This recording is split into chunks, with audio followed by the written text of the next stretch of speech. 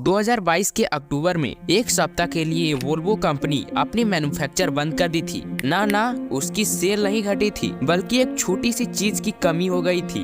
ये है वो चीज। आखिर क्यों आज के समय में हमें हर तरफ लगभग इसकी चर्चा देखने को मिल रही है, और आखिर क्यों भारत भी इसमें आत्मनिर्भर बनने के लिए तैयारियां कर रहा है। चलिए आज हम जानने की कोशिश करते हैं।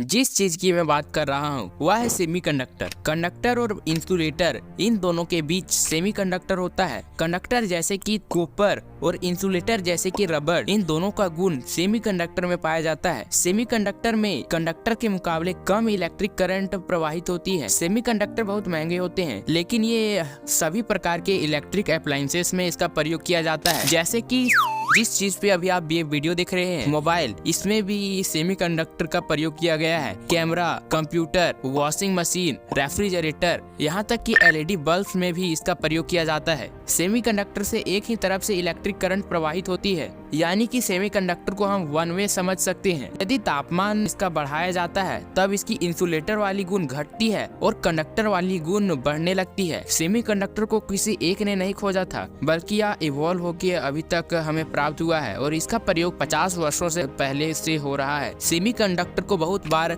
इंटीग्रेटेड सर्किट्स और माइक्रोचिप्स भी कहा जाता है। सेमीकंडक्टर प्योर एलिमेंट से बने होते हैं, जैसे कि सिलिकॉन और गार्मेनियम। सेमीकंडक्टर को बनाने के लिए 3-4 स्टेप्स को फॉलो करना होता है। सबसे पहला स्टेप रिसर्च का होता है। स्टेप 2 में हमें इसका डिजाइन तैयार करना होता है। स्टेप 3 में सेमीकंडक्टर बहुत ज्यादा मात्रा में सिलिकॉन और सैंड का प्रयोग लेती है। स्टेप 4 में इस सैंड को प्यूरिफाई किया जाता है और इसे सॉलिड सिलेंडर का आकार दिया जाता है, और इसको इनगोट का नाम दिया जाता है। स्टेप 6 में इन इनगोट्स को बहुत ही पतले पतले स्लाइसेस में काटा जाता है, लगभग 1 mm के बराबर, और इन्हें काटकर वेफर्स बनाया जाता है और उन वेफर्स को बाद में पैक किया जाता है। सेमीकंडक्टर 2 प्रकार के होते हैं।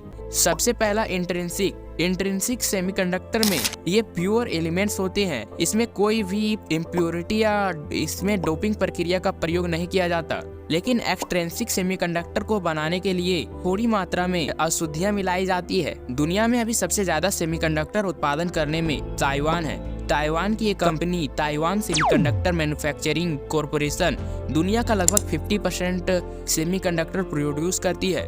दूसरे नंबर पे साउथ कोरिया है और 5वें नंबर पे चीन है। जब चीन और ताइवान का विवाद चल रहे थे, इसी कारण से सेमीकंडक्टर का दाम बहुत हाई चला गया था। ग्लोबल लेवल में अभी मार्केट साइज सेमीकंडक्टर के देखें तो 2022 में इसका मार्केट $600 बिलियन था, और जस्ट 2 सालों में इसका प्राइस 30% से भी इंक्रीज किया है, और एक्सपेक्ट किया जा रहा है कि 2032 तक इसका मार्केट साइज $1900 बिलियन का मार्केट होने वाला है। एशिया में इसका मार्केट 2022 में $241 बिलियन था। रिपोर्ट्स के मुताबिक इसका मार्केट वैल्यू 12.2% के हिसाब से बढ़ रहा है, और यह 2020 में इसका ग्रोथ रेट 6.8% था, जो कि बहुत ही शॉकिंग है। मात्र 4-5 सालों में इतना ज्यादा डिफरेंस देखने को मिल रहे हैं इसमें। इसीलिए इंडिया में 1983 में गवर्नमेंट द्वारा एक सेमीकंडक्टर कॉम्प्लेक्स लिमिटेड एक एंटिटी इसकी स्थापना की गई थी मोहाली में। ये सेमीकंडक्टर के चिप्स और मैन्युफैक्चर डिजाइन कर रही थी,